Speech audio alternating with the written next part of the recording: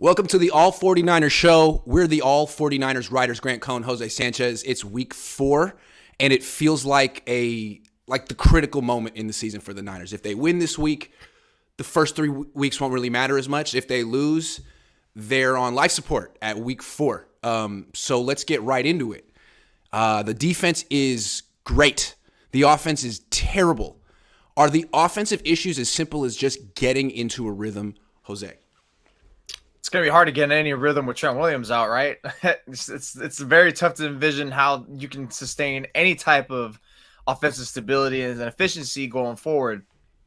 Look, it was already tough enough with Jimmy. We saw what he was, how he was. It's kind of glad that everyone's starting to see, this is the same guy we've been seeing, So anyone, especially the Niners players who thought they were in better win now mode, are looking ridiculous now. But in terms of rhythm, I think the only person who you really can look at in terms of it can get higher from here is Jimmy, because, I've always thought he was an in-rhythm passer, even dating back to when I first started covering the team in 2019. Is like the guy honestly is like a jump shooter.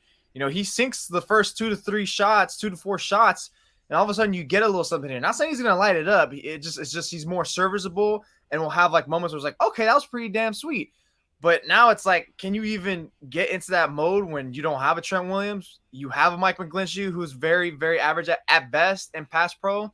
And you have Kyle Shanahan, who kind of seems like he's stuck at calling plays. I mean, I know, again, Jimmy left a lot to be had on the table in that game, but I don't want to, discredit or what's the word I'm looking for? I don't want to leave out Kyle Shanahan in terms of blaming that loss either, because he didn't do Jimmy as many favors either. So I don't think it's a simple getting the rhythm. They're going to have to find some sort of magical wand here to actually put this offense back on track.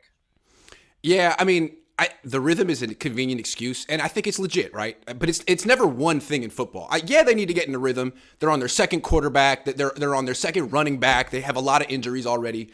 And yes, Jimmy can get better. He's not in football shape. He can get better. He'll never be good enough, but he can get better.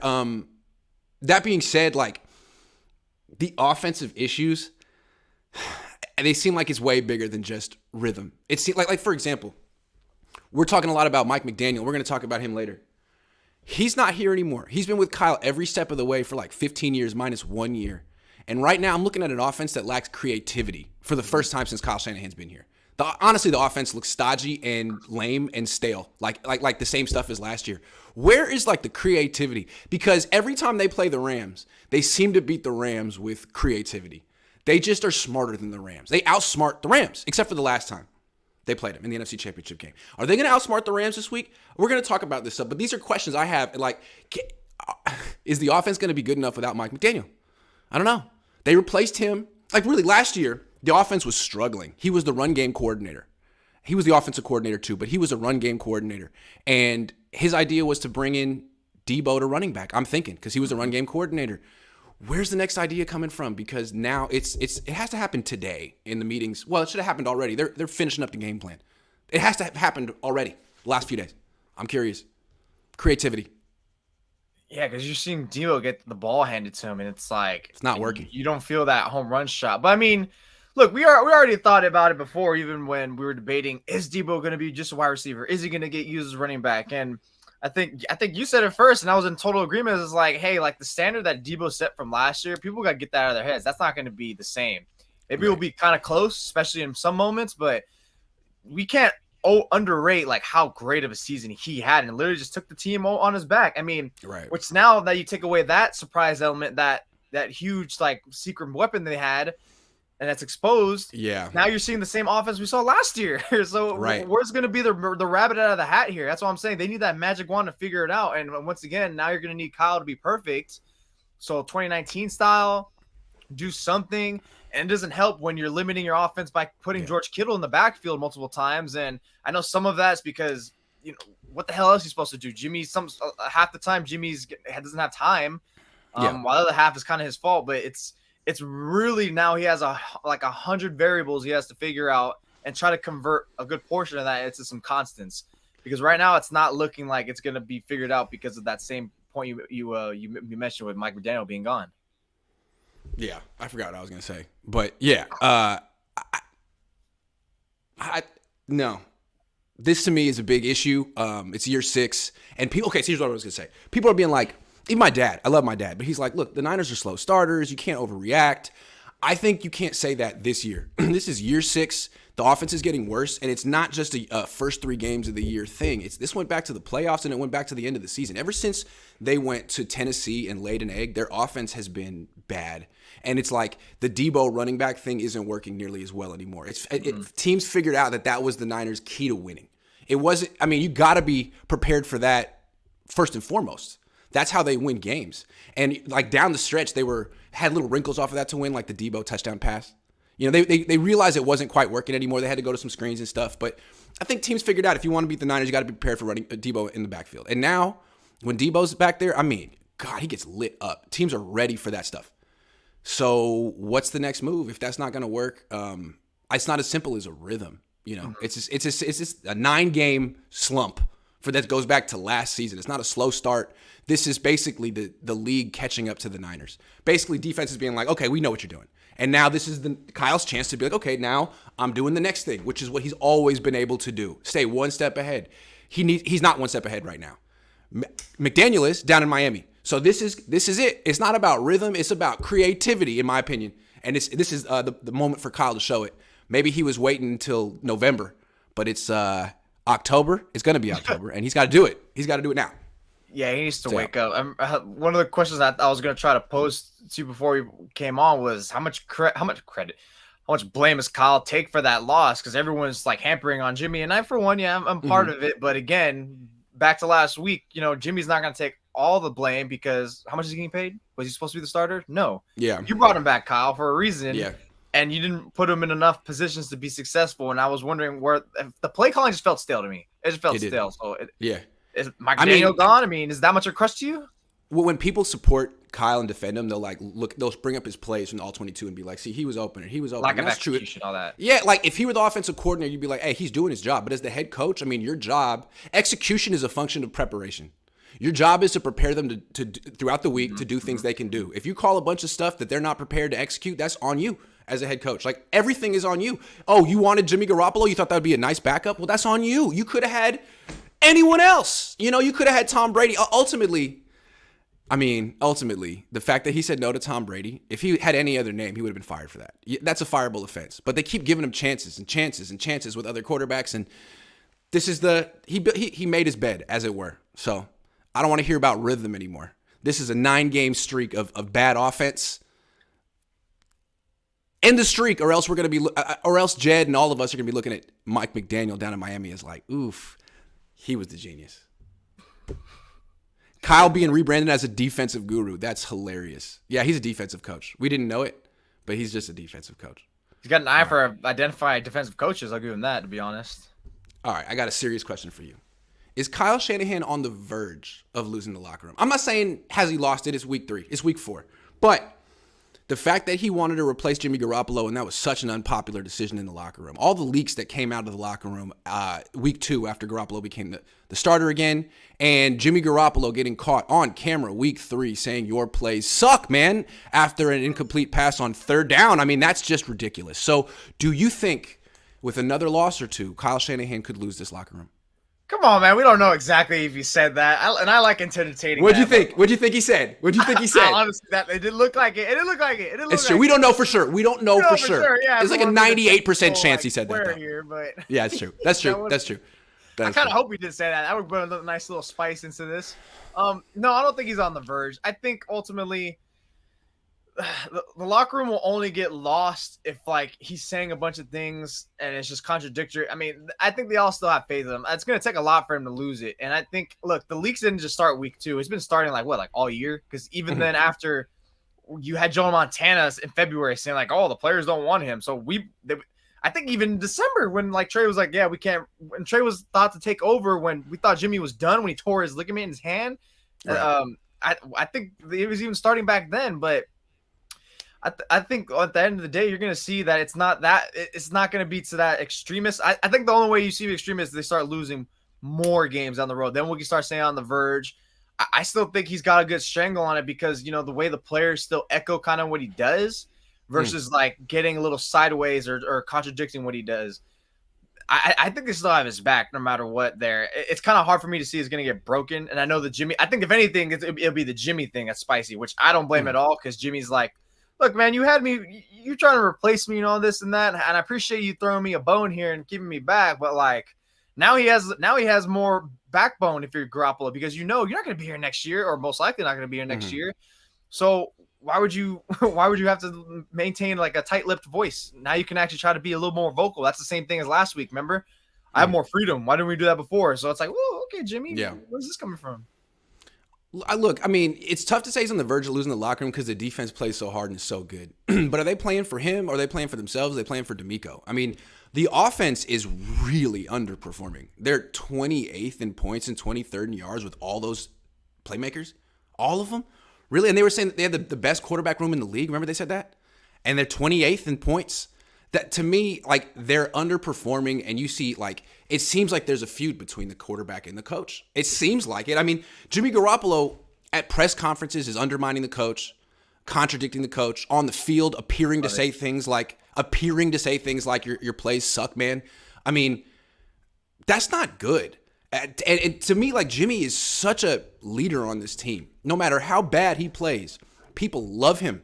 And if he's going to be like openly challenging Kyle on the field, in the press conferences, behind closed doors, how many other players on the offense will too? And what does that mean for this team? Again, if they beat the Rams, all this goes away. But if they don't, man, I mean, whoa. I don't know. It just seems like year 6, this offense is really not, it's really underperforming. And I think maybe at some point, people might start to look at the common denominator. Should we start calling Kyle that? The common denominator? That's him. As always, was it the quarterback? Is it this? Is it? It's him, dude. Like, it's like Trey's not ready to have a team with this kind of a defense. Is Kyle ready to have a team with this kind of a defense? I mean, how many championship defense is he going to squander because his offense isn't good enough? Because right now it's not even close to being good enough, even though it has plenty of talent. Whose fault is it? Jimmy's? You can't blame Jimmy now. No. How do you blame Jimmy now? He's the backup. Yeah. Can't blame him no matter what. And as easy it is, because like, look, there's always going to be the standard in terms of scrutiny and pressure and like all sorts of blame for a quarterback because it comes with the territory, no matter whether you're backup or starter, regardless. But again, it shouldn't go over the top as much. I mean, he did kind of make his bet because he left a lot on the table and blah, blah, blah. But ultimately, like as we said last week, is there more pressure or was it the same for Kyle? And there's more now because you got to be Mr. Perfect now. By bringing Jimmy back, you essentially said my system is great. Hence, I'm okay to run Trey to the ground, which I'm wondering, did Kyle expect Trey to be his new secret weapon this year? And that's why like the Debo wasn't – because Debo runs are looking the same as last year. Exactly. All the wrinkles were Trey. All the wrinkles were Trey. Was that supposed to be your weapon, running the football? But, I mean – that's where I get out of. That's where I become perplexed. It's like you really want your quarterback running like that. Your guy, okay, he's inaccurate, But so is Jimmy. You mean you're not gonna let this guy just throw it and lay it out there or try it? I mean, come on. When Chip Kelly was here, he was an utter failure, and the reason he failed was he was a system coach. Kelly? Oh wait. Yeah, he was running the same stuff he'd been run for years. He didn't update it. He would have a good first quarter, first half because his up-tempo stuff, people weren't used to it. His script was good. Once you got past all that and the team, the opponent adjusted to the speed of their tempo and it was time for Chip Kelly to make adjustments in game, they would suck. And they lost all the games. Kyle's looking like that right now. Like good script, good first half, decent first half, and then it all falls apart in the second half. And it looks like his system is exactly the same as last year. So he's starting to look like where the first 5 years here, he looked like a forward-thinking, cutting-edge offensive guru. Now he looks like a system coach whose system is starting to look like a little stale. And his underlings are like taking it to the next level and having success while he's over here trying to run the same stuff as last year. It's very interesting. So Kyle, I feel like everyone's kind of looking at you sideways, and including some people on your team. And now would be a great week for you to show that you were the genius the whole time and not Mike McDaniel or someone else. Because people are wondering. I'm wondering. Jose might be wondering, but I'm not putting words in his mouth. I think he's wondering. Look at that face. Jimmy ride me. Read my mind. Whew! That went off the rails for a second. Josh said, "Hey Grant, what kind of camera do you use?" A Logitech 4K. It's like $80. It's okay. Voice ad agency from 7-Eleven's camera usage store. Why would you say that? Voice ad agency says crazy thing to me is that Lynch is oddly quiet. No, he said something on KMB. Well, he's just not coming out like press conference wise. What about Jed? Where you at, Jed? Davis Brandt says, I just wanted to see Trey's development this year. We all did. He's taking those mental reps, so those are better. Oh, my God. Michael Young says, run Debo on jet sweeps and reverses only. Also let him run routes out of the backfield. Yeah, I mean, the problem is Jimmy has to throw the ball. He has to identify it, too. That's the thing. And, again, we know he can't identify it. That's the thing that sucks. They had him on the deep route. Jimmy underthrew it. Should have been a touchdown. They had him on the angle route. Should have been a first down. Jimmy threw it behind the guy. It was like, dude, Grant, I just saw right now an hour ago that freaking the guy that Coach Greg that Eric Crocker goes on with pointed out another play where Ayuk had the linebacker one-on-one and Jimmy didn't identify that. And it's like, does this guy not look around like for a good 3 to 5 seconds or to see what the matchups are? He's rusty. Think okay, if this is man and that's Ayuk, and if I can see it for the first second and a half, I'm tossing this baby. But I don't know, man. He just doesn't seem super invested. Like he misses that throw on third down. You know he has to up his value this year. Yeah, but it's just favors. It's just weird. I mean, he misses that throw on third down. He says your plays suck, man. Debo's wide open down the field, and after the game, he's smiling and shaking hands with his former teammates. I mean, Brent Jones was just disgusted. What Jimmy is conveying right now is, hey man, I didn't even want to be here this year. They kept me. I was supposed to be gone. I mean, very much like not my fault, which is rough. I mean, they're gonna lose to the Rams if he doesn't, take some ownership. But maybe it's hard to ask him to do that. Maybe the relationship between him and Kyle is so messed up. I don't know. It could be messed up, and that wouldn't surprise me at all. There's a human element, emotional and awkwardness that you can't just you could try to be professional, and there probably will be to a degree, but when the emotions are high in a game, that's when everything unravels and really gets shown. We were talking about this in the offseason when we were saying why Jimmy shouldn't be on this team, like the human element, the awkwardness. And a lot of people would say, that's bogus. It doesn't exist. All right, well. You can't take account for it, so you just know. I mean, technically emotions will always get exposed when in an emotional situation, a.k.a. an actual live game. Yeah, and football is the most emotional sport by far. In baseball, you play the game every day. You win or lose, you got to play tomorrow anyway. You don't get too worked up. In football, it's like the end of the world after these games if you lose. Chris says he won't lose the locker room because they'll all blame the injuries for a lost season. They need to clean house on the O from top to bottom.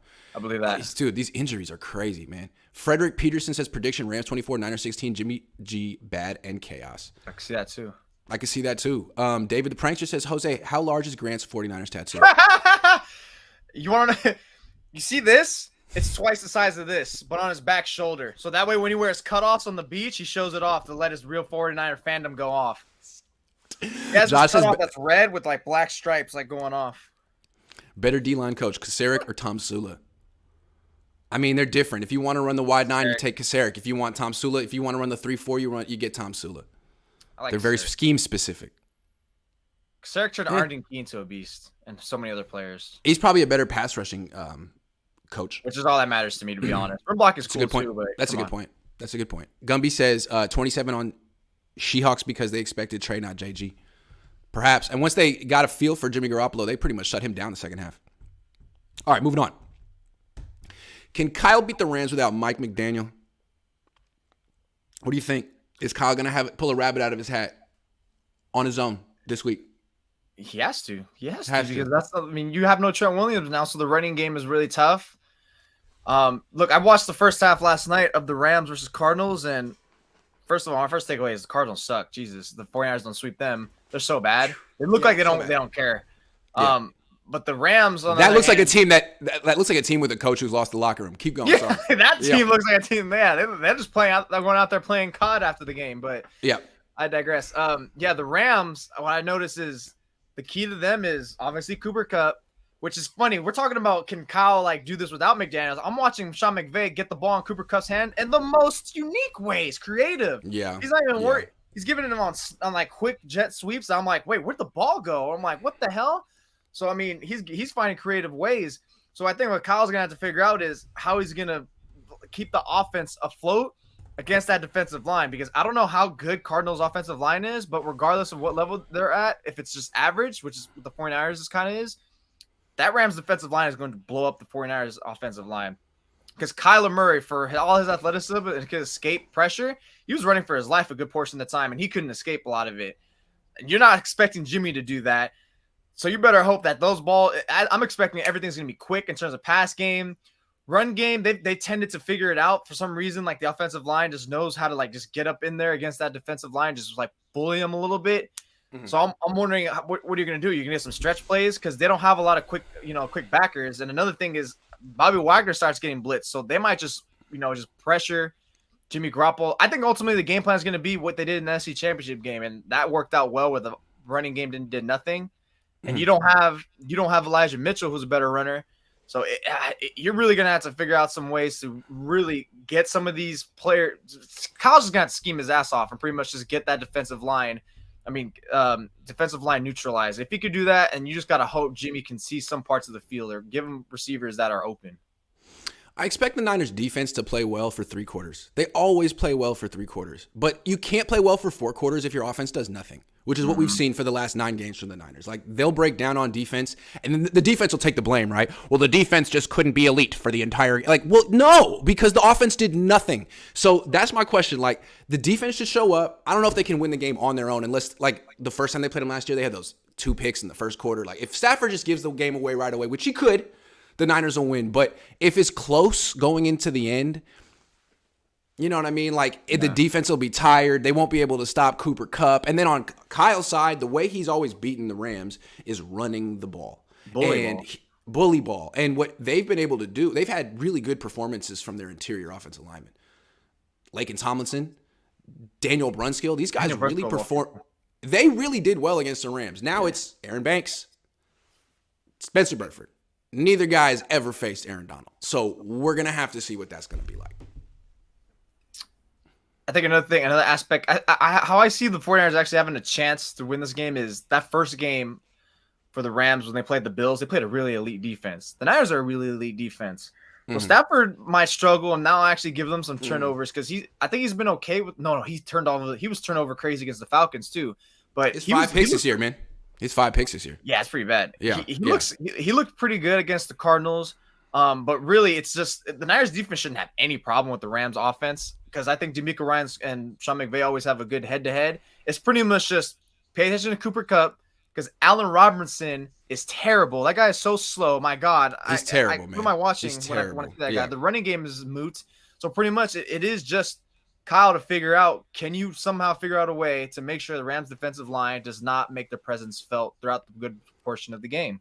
Yeah, and it seems like the Niners D-line is just as good as the Rams D-line, and they should be able to do to Stafford what the Rams are going to do to Jimmy. The way I look at Stafford is he's not that good. I mean, he's good enough to win a Super Bowl, but like he's like Jimmy with a strong arm. He makes terrible decisions. He gives the ball away. But if you give him time, he will kill you down the field, unlike Jimmy Garoppolo. So I don't expect the Niners to give him a lot of time in the first 3 quarters, but if they have to play the whole game because the Niners offense isn't doing anything in the 4th quarter, Stafford will go off just like the NFC Championship game. And the Niners will lose by 3, even though they'll give up like 20 points. So I'm curious to see. This is uncharted territory for Kyle Shanahan. All these games without Mike McDaniel. The first 3 haven't looked so great. Now is the time for you to turn your season around. What you got? You can call your dad up. You can call up all your old-time connections, but you can't call up Mike. You can't call up Mike McDaniel. This is now the second year that – is it the second year? Yeah. The second year that Kyle's lost one of his right-hand man. Because remember, it was Mike LaFleur last year, and I was pointing out, like, is that hurting? Because they lost him this passing game because we saw they were like 3-5, and as bad as Jimmy was, as average as bad as Trey was in his one start against the Cardinals, it was like, look, you shuffle the quarterback. Ultimately, it's I didn't think it was so much the quarterback's fault. Their offense was bad last year. Now you have repeating the same cycle again with this other right-hand man. McDaniel gone. Yeah. And it's like now he's stuck on an island by himself. He's using coaches who he's familiar with, but it's not nowhere near the strength and bond that he's had with LaFleur and McDaniel for all those years. So you lose that part of you, and it's like, well, shoot, now I got to try to make up more, and I got to try to train these guys more. So like you said about the offense looking the same, where does he have the time to figure it out when he's trying to teach these coaches how to prep? Because he's trying to rely on them to get them up to speed, get himself up to speed. Right, and so he loses McDaniel, and they replace him, like the new guy on the staff He's not the offensive coordinator, it's Anthony Lynn, who's the assistant head coach and running backs coach. And I'm sure he has input on the game planning because he's a former coordinator and he's assistant head coach. But he's not, I mean, for example, he was the OC for the Lions last year. They fired him after 1 year. The offense was averaging 19 points per game. Not all his fault. But this year, new OC, guy I'd never heard of named Ben Johnson, they're number 2 in the league in scoring, averaging 31 points per game. So Anthony Lynn isn't exactly, an offensive guru right now. I think what they brought him in more for leadership, which is good. Leadership is important. The Niners have a void there too. But I think right now, we talked about they need creativity this week. Where's it coming from? It's got to come from Kyle. Show that you're creative. People are wondering about you, man. Are you fool's gold? Are you Fugazi? We got to see it right now. Not just the first. You have nice scripts. What's up with the second half, though? You should be really smart there, too, if you're a guru. So we got to see that. Kyle, it's on you. Black Caesar says, I remember the backlash Kyle Shanahan was getting for putting Kittle on sweeps and screens due to possibility of injury. It's okay for Trey, though, right? And Debo, it's cool to throw Debo between the tackles at the end of a first half when you're going to get nothing. When he gets hurt doing that, are people really going to defend you too? Because it's so predictable. What happens when people go between the tackles? They get hurt. Seems like it, at least on your team. I don't recall. I mean, Twitter's a hard place to really judge a lot of times, but I don't recall really so much scrutiny in terms of injury with Kittle while you're giving them screens and sweeps. I think a lot of it stemmed from the sweeps because how many times did we see Kyle do that at the goal line with Kittle? And it's like, your running game is supposed to be good. You're giving a jet sweep to Kittle when 5 to go? Come on, bro. Yeah. Ethan says, did the way Kyle Shanahan used Lance piss off players? No one seemed enthusiastic about the new offense. I don't think they were down on Trey, but down on Kyle. Yeah, I wasn't enthusiastic about the new offense. The new offense is one-dimensional, running the ball all the time. You paid Debo and Kittle and Ayuk's trying to get paid, and they need to catch the ball. Why did you spend all this money on receivers if you're just going to run the ball 50 times a game? I mean, I could see superstars being a little unenthusiastic about that. Just figure out a way to get your best players touches, man. That's it. No matter means. 28 yards for George Kittle. That's not enough. Josh Wyatt says, I feel like the Seahawks game was going the same way as the Bears and Broncos before the freak shakeup. This team is built to lose from ahead. And God forbid if they fall behind against the Rams. If they fall behind against the Rams and Jimmy has to pass behind this offensive line, man, I don't even want to say it, but we might be in the Brock Purdy era sooner than later. So this is a very serious week for Jimmy and the whole Niners. I mean, keep him healthy. The Niners have such a hard time keeping their players healthy on offense. Everything's got to be perfect. Kev F says this defense versus Willis, Bowman, Key, etc. years. I don't know. That's a huge discussion right there. A huge off-season discussion. But it's going to be up there for sure. If it trends this way, it's going to be better than last year's. Might be better than 2019 even. If it trends this way. Yeah, they got to keep it going. Can we trade Kittle next season since PD? He sucks. I don't know what PD is, but I was saying trade Kittle last year. I think it's getting harder. If he has a good year, maybe. But they extended his contract. I don't know. Use him as a receiver, man. Come on. Please. Also, Dwelly. When targeted, since entering the league, quarterback rating of 120.4, Ross Dwelly. Completion percentage of 75. 5 touchdowns, 1 pick. I don't know. I mean, that's 5 years of a sample size. You might want to keep. Okay. I mean, he gets a touchdown pass week 2, right? Never again. No, you don't see him ever again. Remember Selleck time 4 or 5 years ago? Kyle loved that because you'd never expect the ball to go to Garrett Selleck. It should have been Dwelly. Dwelly's way better than Selleck in that Selleck time role. But I digress. I don't want to talk about Ross Dwelly anymore. I want to talk about DeMeco. I want to keep talking about Kyle.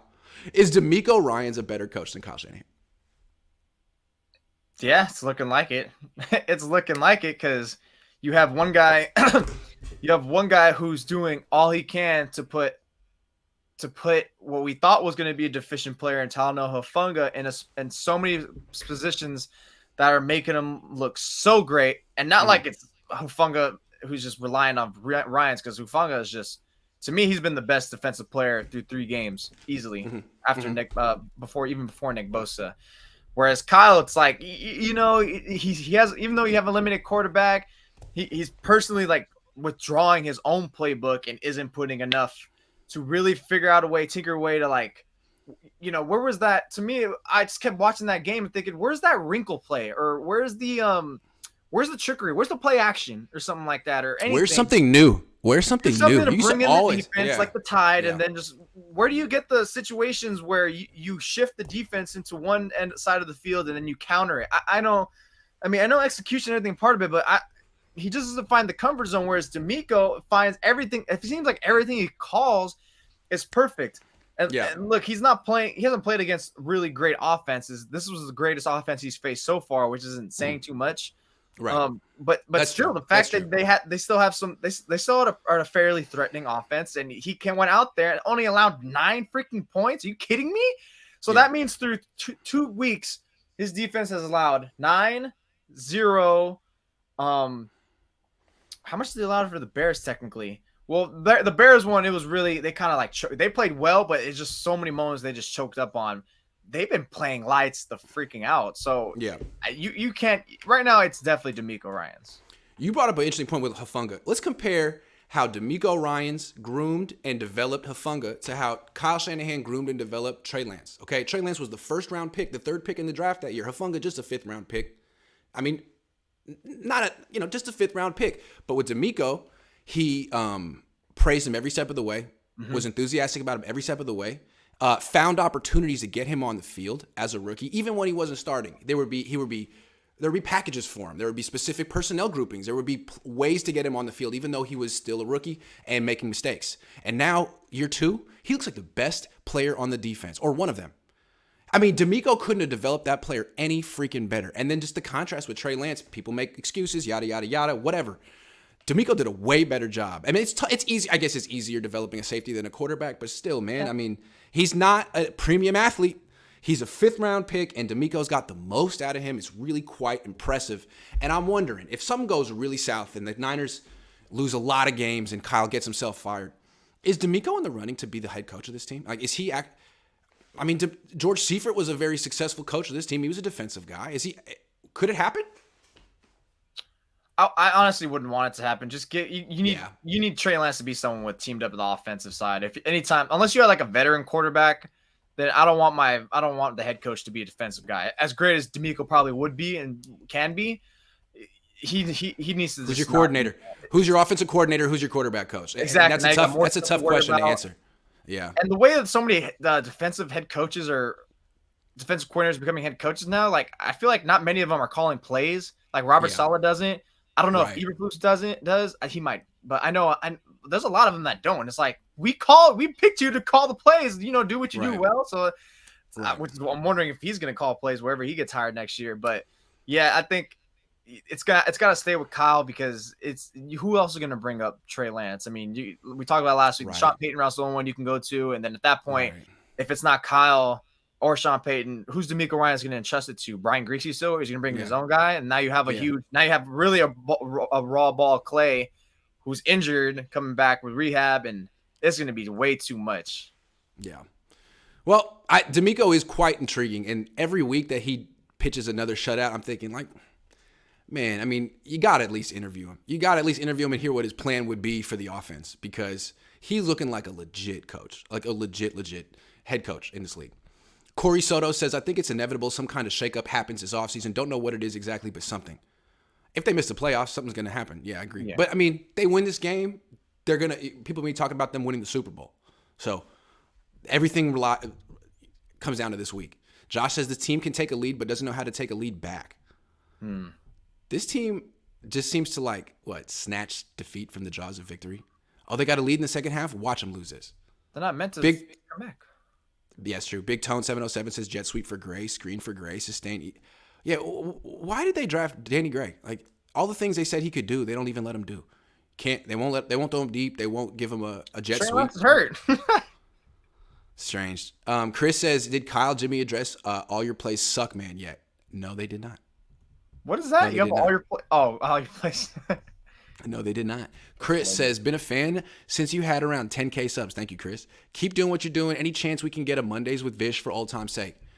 There's always a chance, man. We'll see what happens. Let's talk about Diamador Lenore. He surprisingly entered the starting lineup against the Broncos week 3, which was strange because I thought Sam won't. I mean, he hadn't given up any big plays. So what do you think of this decision? I actually have some things to say about it, but I want to hear what you said first. Yeah, Deommodore Lenoir played fine out there. He played fine. And look, this is why, like, if they ever get any major injuries on defense, on the defensive side of the ball, I think they're going to be fine. Look, Aziz left out there. What's his name? DeMeco Flanagan? Flanagan foul. Demetrius Flanagan Demetrius. Flanagan foul stepped Demetrius. in there and played well.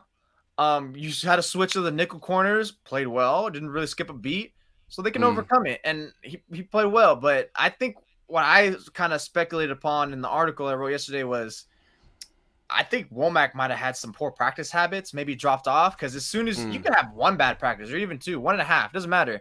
Kyle will pick up on that. Maybe he picked on him in a game, in a practice session, and he didn't play great at all or do well, and just, I don't know, maybe his body language is bad. And that's enough for Kyle to be like, you're out of there, put Deommodore in, because Deommodore has a lot to work for right now because he doesn't want to be on the sideline. He wants to be a starter.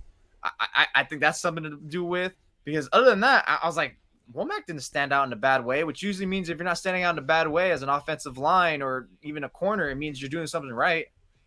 Yeah, I don't understand this decision. I think it's a mistake. Lenoir's okay. I thought Womack was better in coverage. And the thing with Lenoir is he'll be playing well, but he commits penalties.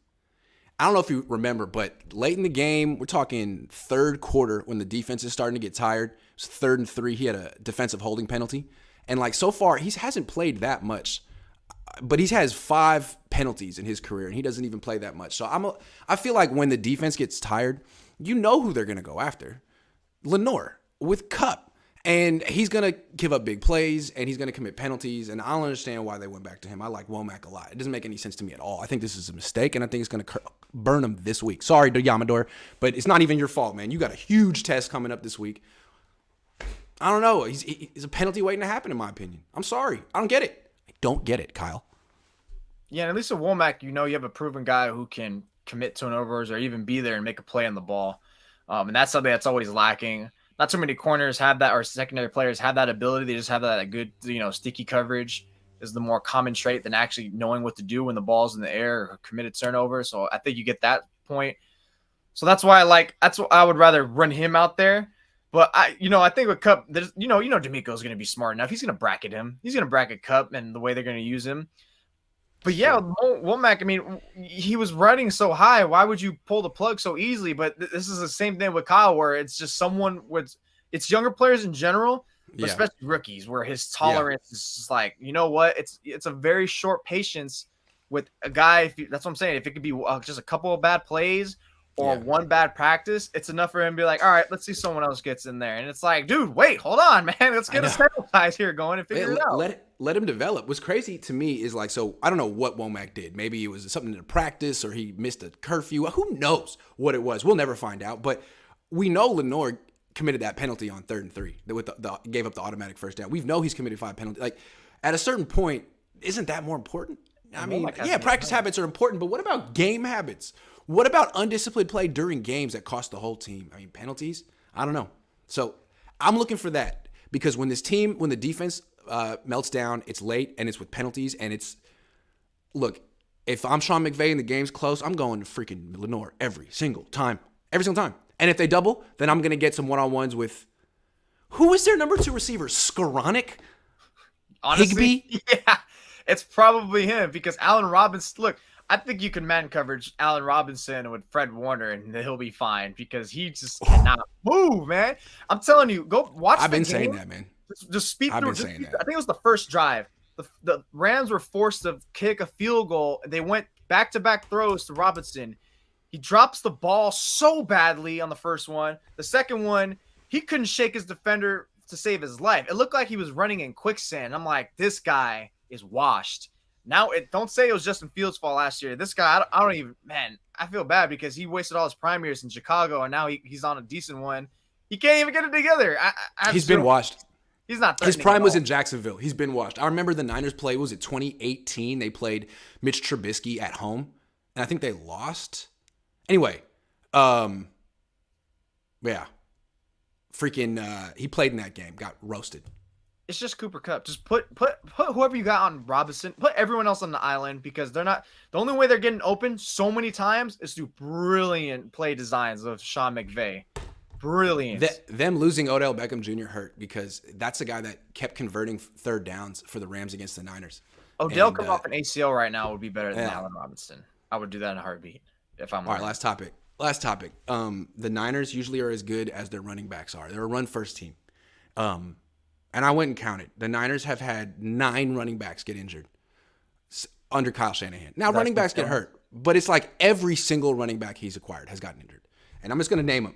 Elijah Mitchell, Jeff Wilson Jr., Ty Davis Price, Raheem Mostert, Jerick McKinnon, Trey Sermon, Tevin Coleman, Matt Breida, Alfred Morris. Every single running back he's acquired gets hurt. The only guy who made it through a 16-game season was the one guy he didn't acquire and the guy he got rid of. I'm not blaming him, but it was Carlos Hyde. And I think what we're seeing is durability with a running back is a trait. And it's something you value or you don't. Frank Gore went like a 6-year stretch missing 1 game. Durability was a trait he possessed, surprisingly, after his college years. Kyle doesn't seem to value it because he just gets guys who are small, runs them like they're 240 pounds, and when they get hurt, he's like, next guy up. I think this is a problem. What do you think about the never-ending list of running backs who get hurt in this team? I guess 10 if you want to count Trey Lance, since they're running him like a running back, so that's a 10th one right there. That's a good point. And then Debo, when that happens, sorry, but it's inevitable if they play him that. The way it's going to feel like, the way the season's going already. Yeah. It's always there's got to be some type of I said this last year when all the injuries were kind of starting to happen in training camp. It's like, look, man, it's the fact that so many are happening. We just not saying that it's Kyle's fault because a lot of the injuries are freak accidents. It's football. It's freak. Yeah. You have to look under them. At some point, the questions had to be, what's going on here? Are they evaluating? What's the common denominator? Sorry. So yeah. That's why at least the question I've been saying since last year, you got to ask the question, what's going on here?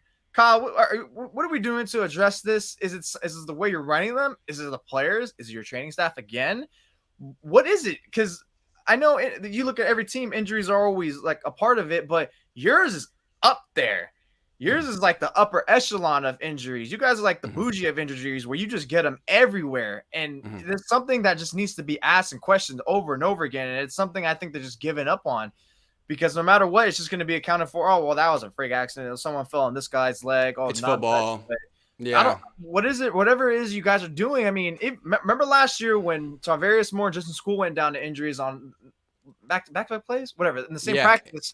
That was the one where I was like, what is he doing here? What is the issue? And the fact that you were withholding George Kittle, Nick Bosa, and other players from practices means like you think you run him too hard, you run your practices too hard, or because clearly the way you limited Kittle, it didn't really matter. He still hurt himself. Yeah. I mean, I just don't know. Something needs to be looked at and just figured out because I'm not sure how the hell he's going to figure out the way to get surgery, but it's just something that he does or is not doing at least. Well, his dad had the same thing. I mean, he got his running backs injured all the time. Terrell Davis didn't make it very long. I mean, he went through and he was always, he can just keep finding these guys. Mike Anderson, Olandis Gary, but they all get hurt.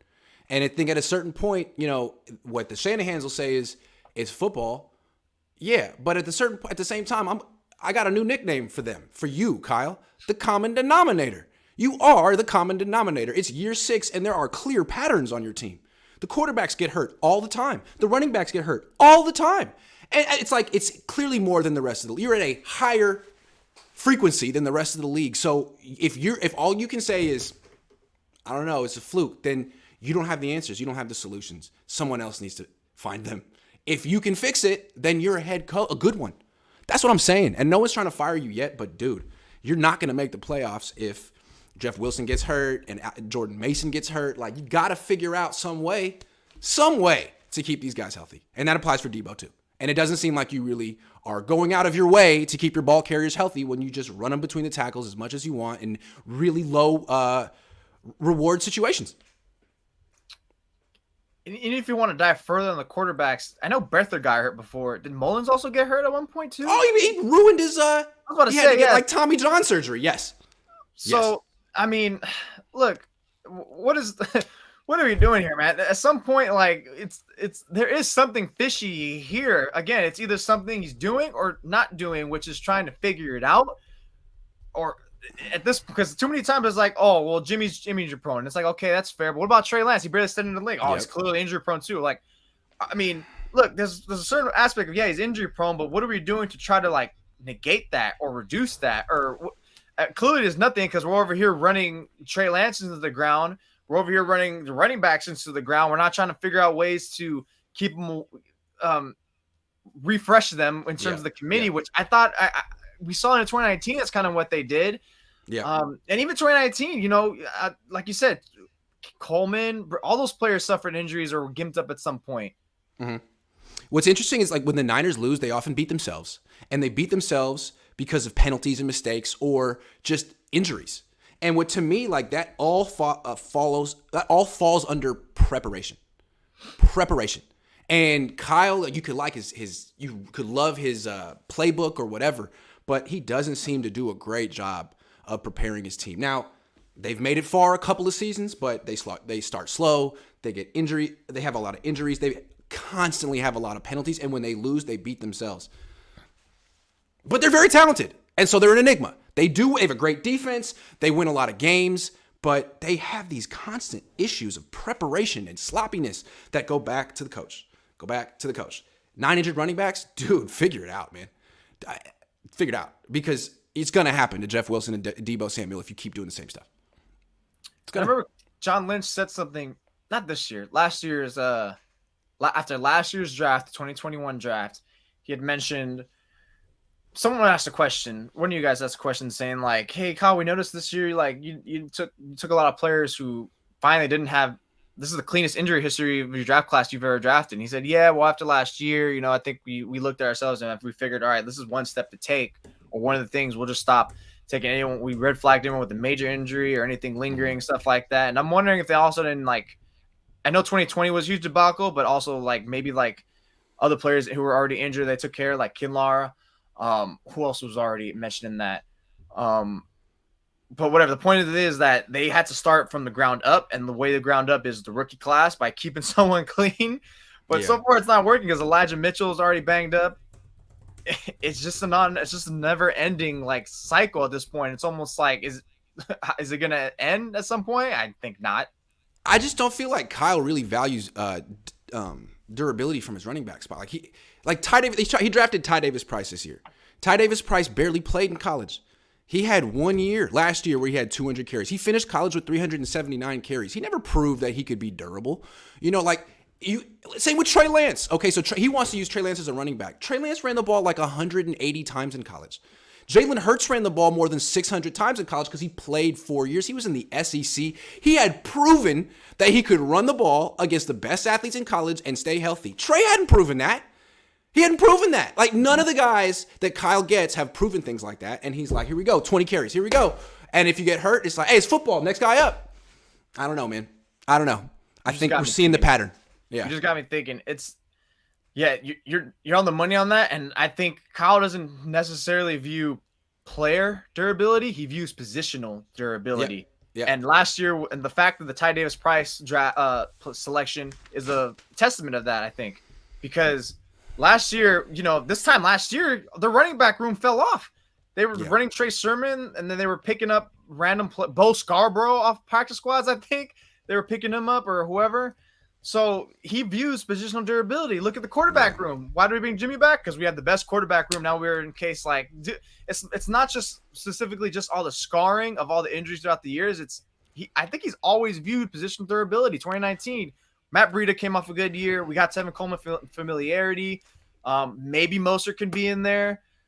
It's just positional durability that he views. That's why they've always, with wide receivers, and even on the defensive side of the ball too, as well. I also think he and his dad are really comfortable using the injury excuse.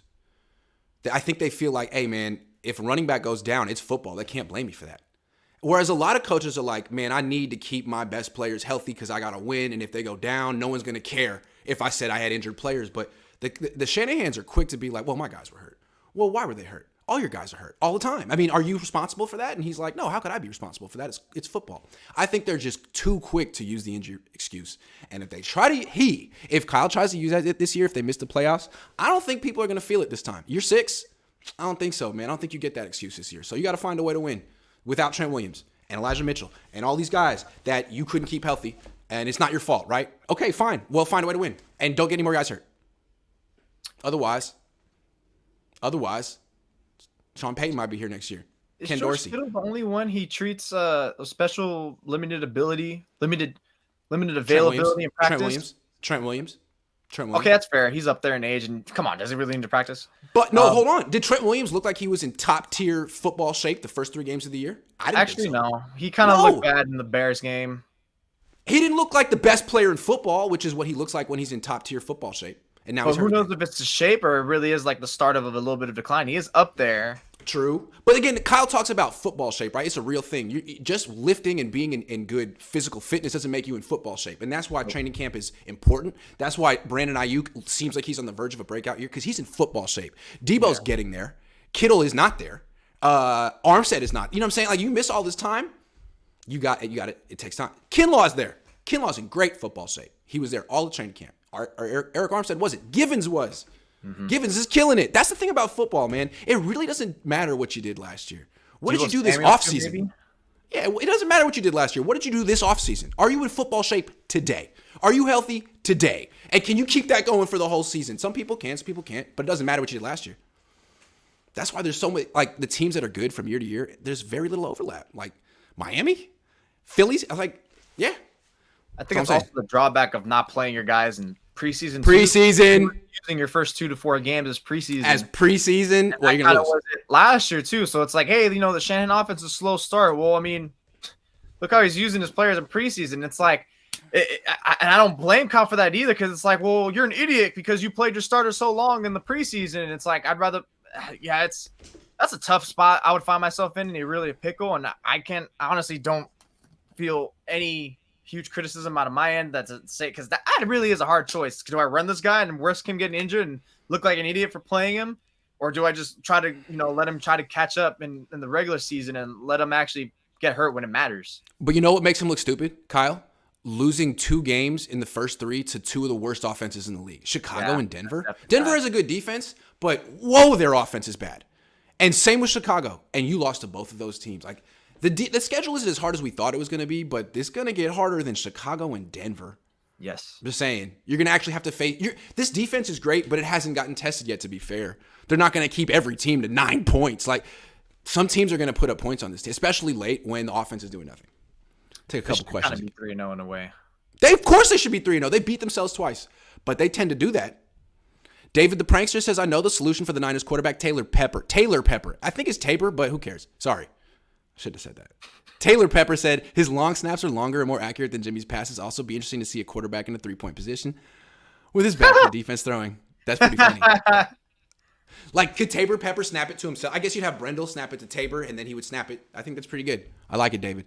AK Niner says, it's all about matchups. With the depth we have on defense, we play the players who match up best with the opponent. Is he talking about Yumdor? Yeah, okay, well then play Samuel Womack this week, if that's the case. Because he matches up better with Kupp. S. Carter. Does Jay-Z, did Jay-Z just become? I think he did. Big fan. Kyle with running backs is like the doc who took out Tyrod. Ooh. Oh, God. Ooh. You're just starting. Reminds me about our Anthony Lynn topic. It's like, good luck, dude. Look, this is the same guy who wanted to start Tyrod over Justin Herbert. So, right. I mean, if he's has an ear on anything more than the running back situation with Kyle, then it's no shock why, anything else with that situation isn't working so well. Like, people try to credit, look, he had Tyrod Taylor with the Bills. He helped Justin Herbert. No. Let's remember now. He didn't want Justin Herbert. He wanted Tyrod Taylor. And it wasn't until a needle poke that took him out of the game and forced his hand. Man, if you're the starting running back for the 49ers, I always want to, dude, I'm praying for you. Good luck. Hope you're okay. Godspeed. And it's still a long way until Elijah Mitchell gets back. And when he gets back, he won't be in football shape. He'll be, out for 2 months, and he'll have to be. Remember what Jeff Wilson Jr. looked like last season, coming back midseason with no. It's tough. How do you think you pronounce that name? What did you say? How do you think you pronounce his name? Aru Luster? I like it. I just want to get it right. Aru. Let's go with Aru Luster. Says Dynasty years, Niners football was about wide receiver catching and running out of bounds to keep him healthy. Shanahan's system is about rack because of QB limitations, and that's not sustainable. That's a good point. Yeah, his system is not sustainable. I agree. It's not. All this running. It's like he wants to zig while the rest of the league zags. The rest of the league is passing, so he's like, I'm going to run. Okay, well, running is very dangerous. There's a reason the league passes. That, and also I think the blame would be, I think I would blame him more towards skewed is the players he's built is the ones he wants with the ball in his hands that does damage versus the ones he can do in the aerial game. Because the way he's built it kind of has to make him run it the way he does now, because it's not so much like, 30-yard bomb, 15, 18-yard fade stop to Ayuk. It's like, no, like let's run him across 10, 12 yards, 5 yards, and put him in his hands and let him get that extra 5 to 20. Let me ask you this, and then we'll stop the show. When he was in Atlanta, like Kyle Shanahan's stock was really low for a long time, and then he had that 1 year in Atlanta, and everyone was like, oh my God, this is the best coach in the world. No one thought that before. 1 year in Atlanta. And that year in Atlanta, great year, went to the Super Bowl, blew it. But they had like the most balanced offense. It was great. It was a great running game. It would go down the field. Play. It had everything. It looked perfect. This is not the offense they have here. All of a sudden, Kyle Shanahan doesn't want to pass, and all he wants to do is run the ball. Like, what is going on? What psychological thing happened to him? I feel like he lost that game because he couldn't run the ball, and now he's having like a Greek Shakespearean tragedy. Like, he's obsessed with proving he can run the ball because his defining moment in his life was losing 28-3, and he's like, I can run the ball. I'm a running genius. I run the ball. It's like, okay, man, can you just bring back that offense you had in Atlanta? That was great. We love that. Everyone loved that. That's what we wanted. You could have brought Matt Ryan Matt Ryan was available.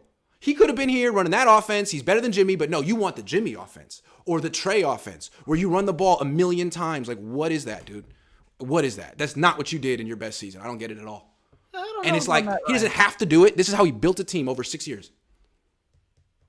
I don't get it. I'm going to push back on Matt Ryan. He looks stinky with the Colts right now. But, you know what? I think you got to... I'm not saying he would have been like an answer, but, dude, like, is he worse than Jimmy? It kind of feels like the same right now, to be honest, through the 3 games I've seen. At least he beat Kansas City. But, yeah. But this was supposed to be Trey Lance's year, and that's, again, when you look back at, like, why'd you run him to the ground? Yeah. So you drafted a quarterback to run him between the tackles. Like, what is going on? It's the best thing he does, Grant, not throw. I don't understand. When you drafted him, we were thinking, okay, so we were going back to Atlanta, right? Throwing down the field. No. We're leaning more into running the ball. What? What happened to the Atlanta offense? The two differences is also, he did have a good quarterback at the time. He was fairly elite. He was the MVP. And they had one of the best wide receivers in the game. So now it's like kind of a different – that's kind of a stark difference. He doesn't have any great receivers. He has a lot of good receivers and an offensive weapon. And unless Trey was supposed to be like – he has an all-pro wide receiver, and he's like, nah, he's a running back. Yeah, he's not really we know that he's not a great wide receiver that's going to go down the field. Kyle picked him. These are the guys you wanted. He's using the way that's supposed to be good. He never brings in he never tries to get a Julio type wide receiver. There's never he has Jawan Jennings, a tall guy who's slow. But I mean, he's all about like gimmick stuff now. And that's when it circles back to Danny Gray. I mean, in Atlanta, it was the quarterback throws, the wide receiver catches, the running back runs. Now here it's like the quarterback runs, the wide receiver runs, the running back gets hurt. I mean, what is this gimmick offense? I don't understand how we got here. It's a strange evolution. They ran the ball a lot. And I think his more true offense was probably with Washington at that year because he had his dad, and his dad's not going to tell him not to run it. And a lot of his influence comes from his dad versus he was in Atlanta. I'm not saying Dan Quinn, is going to be there to like punk him per se, but Dan Quinn, I just think Kyle at that time did what he thought, like, okay, this is the best skill set for this team. And once he got his own team, no one can tell me what to do. I want to build it the way I want to, which is similar to my dad in Denver and Washington. And let me build it this way. I think Kyle just wants to be the star. And the more he runs the ball, the more he takes credit for everything. And I think he couldn't do that with Matt Ryan. Matt Ryan was a bigger star than Kyle Shanahan 6 years ago. And I'm sure Matt Ryan was like, yeah, we'll run the ball, but we're also going to pass it sometimes. And Kyle wasn't the head coach. He had to work with Matt Ryan. Now he's got all the power, and he just tells Jimmy, do what I say. And now you're seeing Jimmy finally being like, I want some freedom. Your plays suck. I don't like this. You know what I'm saying? Like, I don't know. Yeah, because in 2019, I remember he was getting jocked a lot. Like, look at all these ghost motions.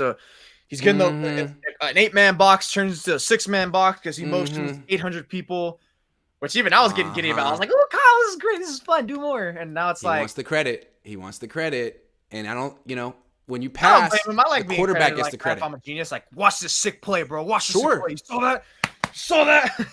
Sure, but when the quarterback is Patrick Mahomes or he's like making plays, The coach doesn't always get the credit. You get the credit for developing him, but not for like your X's and O's. Kyle wants that credit. Yeah, and I think credit for sure on that. That's why he like is drawn to quarterbacks with no talent. Like that way, if they do anything, it's always him. Like Brock Purdy. Nothing against Brock Purdy, but if he plays and does well, you know Kyle's getting 100% of the credit for that. So, as opposed to Trey.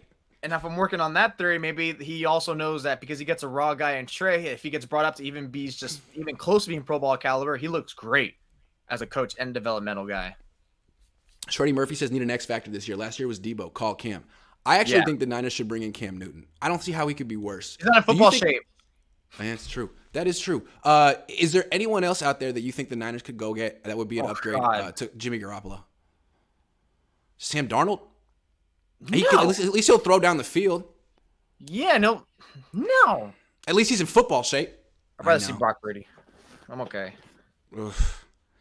Yeah, I'd rather see Brock Purdy too, but like, isn't there someone out there that the Niners can get who's and people keep saying, yeah, Jimmy's rusty. He's not in football shape. All right, well, then that's all the more reason not to play him. Because even if he gets into football shape, he's not good enough. I'm sorry. I'd like Cam. But you're right, he's not in football shape. What week would Cam? What week when Jed puts KS on the hot seat? I guess like when his dad starts showing up to practice. Last year it was week 10. His dad started showing up to practice. So that's hey, that's the X factor, not the quarterback. X factors bring the dad in because that's when they went on that run. They slobber knocked out the Rams. So that's true. Kev F says Ayuk compared to Judy, Jefferson, Pittman, Lamb. No. He is. I'll take him over Judy. Take him over Judy. I won't take him over the other. I might take him over Lamb because Lamb's kind of soft. I might take him over Lamb. Yeah. Jefferson is so much better than Ayuk, but he got drafted ahead of Ayuk. I'm not taking him over Pittman yet. No, I wouldn't either. Pittman's a game changer. Nick Foles. Nah. Is he on a team? Is he retired? I think he's a backup somewhere. He's on the Jags? I don't know. It's intriguing. There's got to be a better option. The Bills. The Bears.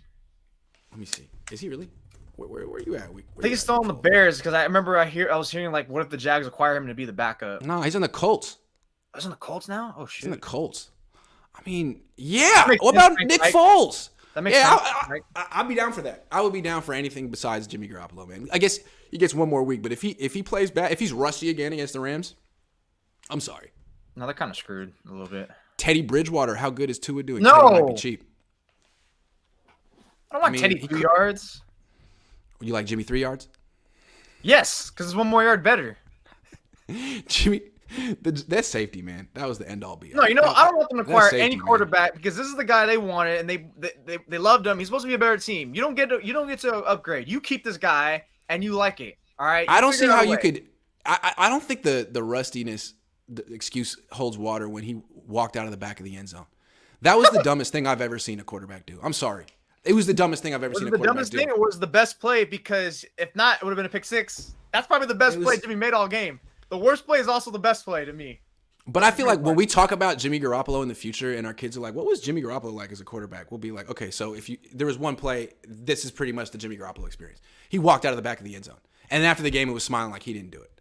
Like, I'm sorry, man. That's not rust. That is Jimmy. Jimmy I don't understand what's going on in his brain when he's on the field. I just don't get it.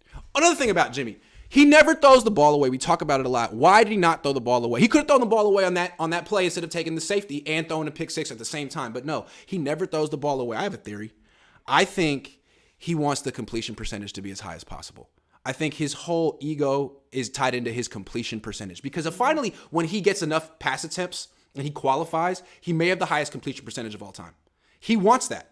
Even though he's a mediocre quarterback who's on the verge of being a backup, so he's not going to throw the ball away. He wants that 68, 69, 70% completion percentage, and that's what he's going to hold his hat on, hang his hat on. I don't like it. Yeah, I don't like it. Quarterback. I know Derek Carr used to hold that true. People be like, oh, he's got 73%, so it's like, yeah, at least I'm not throwing away. I'm keeping the play alive, and it's like, that's why I hate that stat. It's like, who cares? Yeah. But if it's like, if I'm throwing screens all day, am I a baller? Come on. Yeah, absolutely. And you know what? Like, sometimes throwing the ball away is the best thing for the team. Your stats should not be more important than what's best for the team. Trey Lance threw the ball away. Trey Lance would throw the ball away and come to the post-game press conference with a completion percentage of 46. Jimmy won't do that. So I don't like that. That's another thing about him. It's like a basketball player who won't attempt the half-court shot at the end of a quarter because he doesn't want to hurt his stats. Like, dude, you got to take that shot. Curry takes that shot. It's for the team. You might make it. You know what I'm saying? So that's Jimmy to me. Like, I'm not throwing the ball away. I'm forcing it over the middle because I'd rather throw a pick than throw the ball away because there's a chance I might throw a completion. I don't like that. That's not a team guy. It's all bad. And I think I'm just going to end on this is just saying that if they better hope rhythm is the issue, they better hope he figures it out because otherwise it's going to look exactly like last year with the losing streak, except now you don't have that magical card in your hand with Debo because I don't know who the hell else is going to be that. And Daniel's gone. Tomlinson's gone. It could be a 6-win. Run skills hurt. Yeah, man. Like, what is going to change about this team? Because, again, it's not just a rusty 3 games. It's been 9. What is going on with this offense? Can they turn it around? We shall see. It doesn't matter what Jimmy did in the past. He's a backup now. It says M9er. He's a backup now. Nope, he's a starter now. He is a starter now. How about that? For the rest of the season until he gets hurt. Unless he doesn't get hurt. Starter. Sorry. Play like it, Jimmy. Just because they cut your salary doesn't mean you can play like crap, run into the back of the end zone, and then smile it up after the game. No, you are the starting quarterback right now. Take some pride. He does have a lot at stake this year, too. Don't blame it on Kyle because we're going to look at the film afterward and see 5 or 6 guys running wide open deep that you didn't even look at. So Kyle's not perfect, but dude, don't blame it on him. Play better. I like talking directly. Better than him against the Browns. Yeah. C4 Clever says only way Niners win is if defense starts scoring. Donald going to attack the left side of the O-line. G&T all game. Niners finish 10-7 or 7-10. Yes, the defense is going to have to start scoring points, which is, is that, can you game plan for that? Here's our play to get a pick 6. This is going to work. Sorry. C4 Clever says, we got you already. All right, that's the show. Thank you, everyone. I'll be back later with Jesse at 6 unless that hurricane hits Tampa. So let's pray for Jesse in our thoughts. That's right. That's right. Shoot. So let's keep Jesse in our thoughts. Hopefully we can do that tonight. See you guys.